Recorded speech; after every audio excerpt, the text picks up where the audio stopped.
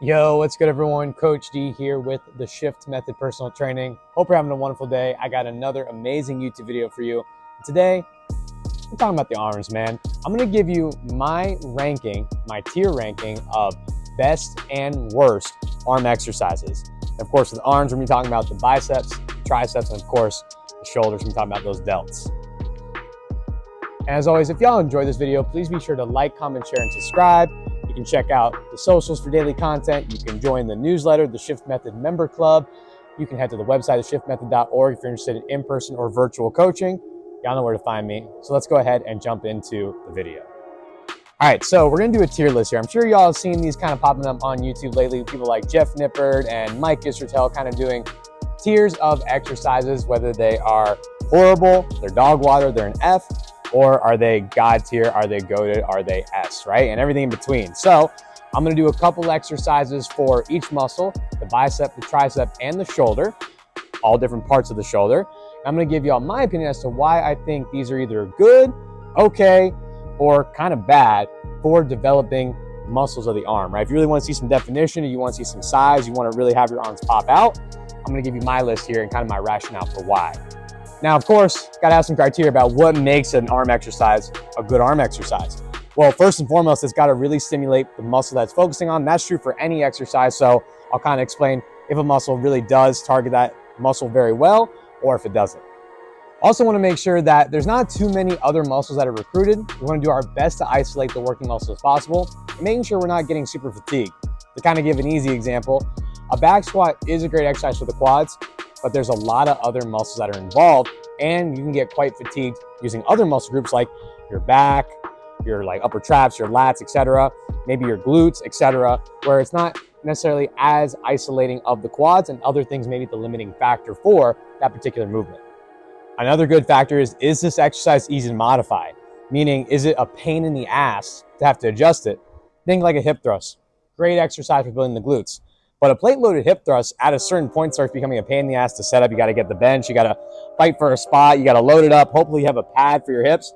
It can be quite cumbersome, right? So we got to take into account how easy it is to set up and modify the exercise.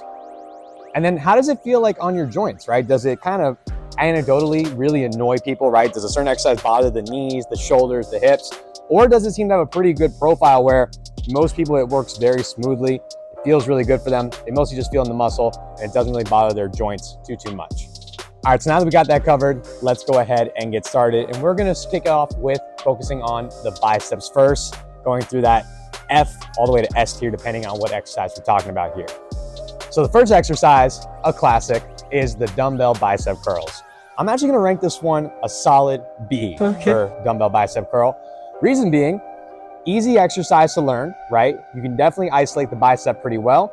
And what's really nice about it too is you actually get kind of that rotation, that supination at the top, which is a prime movement of the biceps, not just flexing the elbow, but also rotating it so my palms face upward. So really good at isolating the bicep, really good at targeting the way that the bicep actually is supposed to move and develop.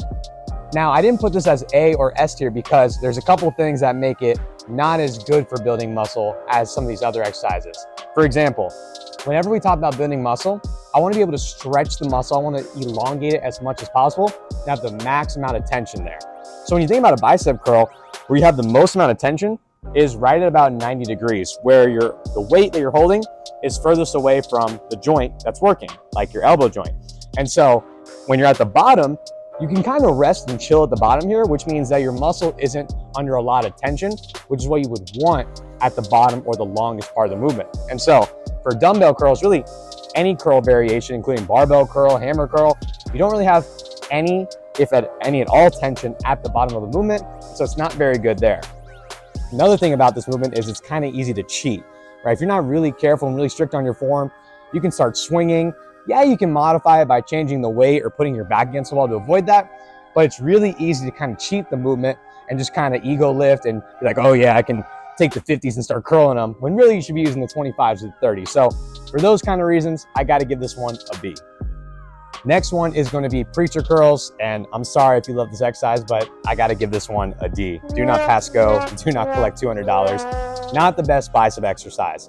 A couple reasons why. Number one, you're in a flexed shoulder position. What we know about the biceps, again, like I said, you want to stretch it. You want to lengthen the bicep as much as possible. That goes for any muscle you're trying to develop. And so the bicep is responsible for flexing the elbow and flexing the shoulder. And so unfortunately, when you're doing a preacher curl, your arms are already in kind of that flex position, which shortens the bicep, which again, we don't want to shorten it. We want to lengthen it as much as possible. Now, of course, you are still flexing at the elbow, so you are still working the bicep. So you are definitely getting some bicep activation. So it's not absolutely horrible, but again, you're kind of in an awkward position where your shoulders are brought forward. Additionally, just speaking anecdotally here, of most of the bicep exercises, this is the one I find where people kind of have the most issue with dealing with some elbow pain.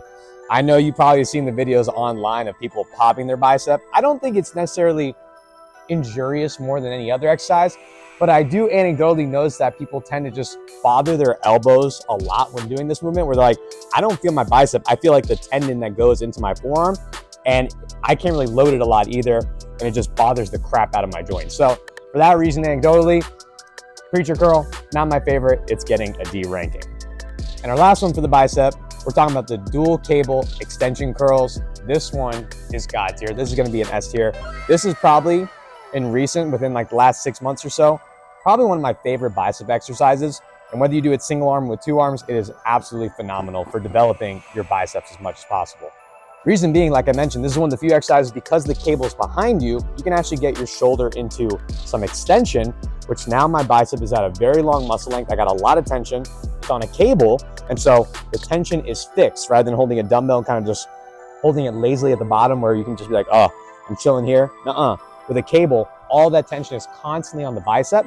And of course, from being in that extended position, I can then flex the elbow forward, get a really good squeeze at the top. And because of my position of my body, it's a standing movement, and I can stagger my stance quite a bit. You can kind of make sure you don't cheat the movement as much as you would maybe say with like a traditional barbell curl or a dumbbell curl. And what's really nice on a cable machine, it's very easy to adjust the load, right? You can probably do it in increments of 5 pounds or so. And so it's real easy to make a good adjustment to the exercise if it's a little easy or a little bit hard for you. This one, I really don't have any complaints at all. So again, it is gotta be S tier. Or as the kids say, it is goated on God. Next, we're talking about the triceps. Those horseshoe muscles on the back of the arm here. And my first exercise, probably my favorite that I like to do, it's good for any exercise program, that is the tricep rope pull down exercise. This one is an A. It is phenomenal. Really good for any program, not just building good definition in the back of the arm, in the tricep, but good for any program regardless of what you're trying to do here. What I really like about it is you can get a really good stimulus. Anecdotally, anytime you want to work the tricep, this is my go-to movement for people trying to feel their tricep, right? Get a good mind-muscle connection, especially if you can put their back against the pad, right? Sometimes they do a traditional one. They can get kind of hunched over and they kind of start using their shoulders a lot. When you have the pad against your back, it's real easy to lock yourself in, get your shoulders back, and perform a traditional extension and really just lock in and isolate your triceps. What's also great about this, it's super safe and effective. Like, you just adjust the weight. If it's a little heavy, you just slide the weight stack down a little bit. If it's very, very light, you just adjust it. And really, you're not gonna get hurt doing this. It's not like a skull crusher where you have to worry about the dumbbell or the bar hitting you in the head. You got a new client, you're trying to teach them, and before you know it, you're running them to the ER, and now it's not a fun session anymore, right? This one is super safe, super effective. 10 out of 10 would recommend. The only reason I'm not putting this one as S tier, kind of similar to the bicep curl, is the movement is more or less toughest when your arms are at 90 degrees. So at the very top, yeah, you get a good stretch, especially because it's fixed with a cable, but you don't get as good of a stretch as you could with some other exercises, which I'll explain. But again, outside of that small little detail, this is definitely a staple you should have in your tricep training. Next one is dumbbell tricep kickback. Might get a lot of hate for this one, but this exercise is absolutely horrible. I'm gonna give it an F. Sorry if you like this exercise, just let me explain, please. I think I can convince you. First and foremost, again, thinking about what the tricep does, right? It extends the elbow. And now you have to think about how gravity works when you're using a dumbbell where it goes directly down to your body. So when you're in kind of this position here where you're almost like in a bent over row position, there isn't really any tension at all when you're in that starting position for the kickback. In fact, it's almost like you have to do kind of a partial bicep curl just to get the weight in the position you want, not really working your tricep. And then you get a little bit of tricep and you fully extend your arm all the way back. And because it's very tough when your arm is fully straightened, it's hard to use a lot of weight. It's hard to get a lot of good stimulus. So not really good for putting the tricep in a best position to kind of develop muscle. It's kind of a pseudo like bicep tricep exercise, so not really the best stimulus overall. If you want to make this a little bit better, maybe move it up to like a C tier, I'd recommend doing it on a cable machine, right? Where you can have the cable in front of you and you can extend it that way. That way the tension is a little bit more constant. You get a good stretch as your arm comes forward. But again, there's a lot better exercise you can do instead of this. If you really enjoy it, sure, go ahead, but not my favorite go-to for developing the triceps. Last one we're gonna do is going to be a cable overhead tricep extension. This one is A tier. This is a phenomenal tricep exercise. Cannot recommend this one enough. Again, the triceps, yes, they're responsible for elbow extension, so straightening your arm, but they're also responsible for shoulder extension, bringing your shoulder back behind you. Just like the bicep, if we can put it in a lengthened position, we can get more benefit out of it. We can get more results. We can get more muscle mass built. And so by flexing my shoulder forward, I can really put the tricep in a good position to develop as much muscle as possible. So for this one, by setting the cable stack kind of to like mid to lower back, really getting a nice stretch at that kind of bottom of the movement, and then fully extend the elbows, you're kind of targeting the tricep in two different ways. And because you're involved in the shoulder, you're also working with the one head of the tricep that does attach onto your shoulder blade, because tricep does cross multiple joints. And so you have to make sure you target it in different ways, not just the traditional elbow extension. And so you kind of are checking multiple boxes here.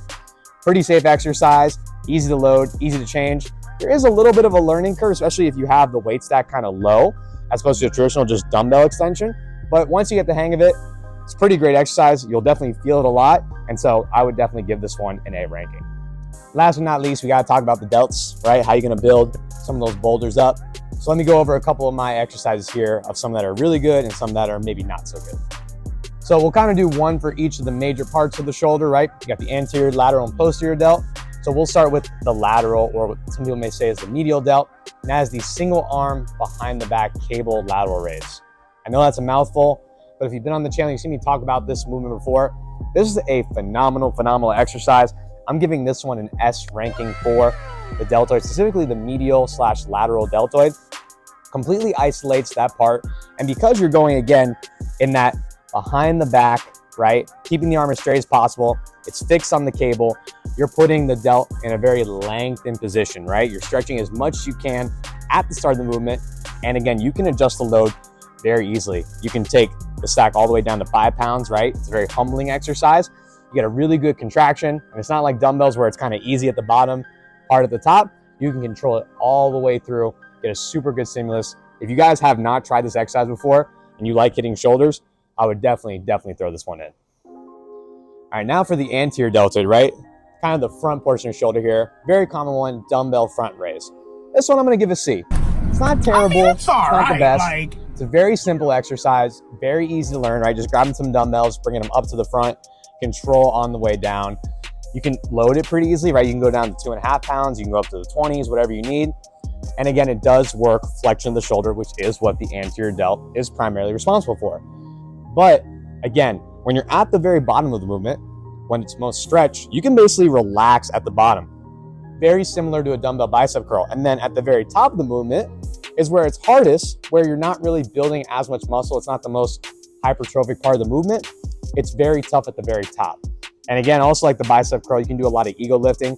You see someone grab the 50s, they start doing front raises, they're swinging, rocking back and forth like they're out on the dance floor. That's not what you want. You want the movement controlled. Yeah, you can use lighter weights, control it better.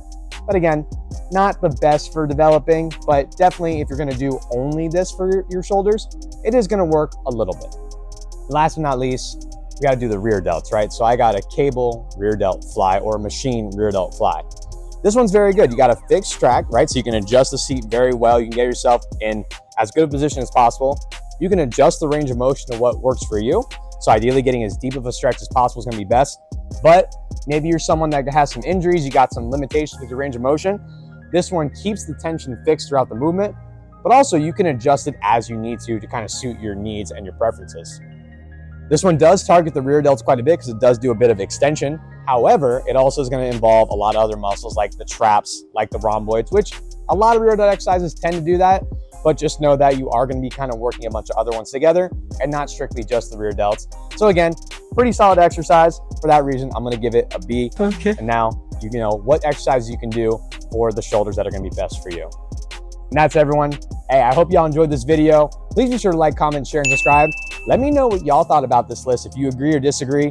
And of course, let me know some of your favorite arm and least favorite arm exercises. And I'll let you know what I think in the comments down below.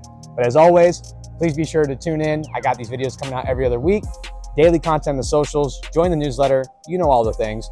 And I hope to see y'all in the next one. Later.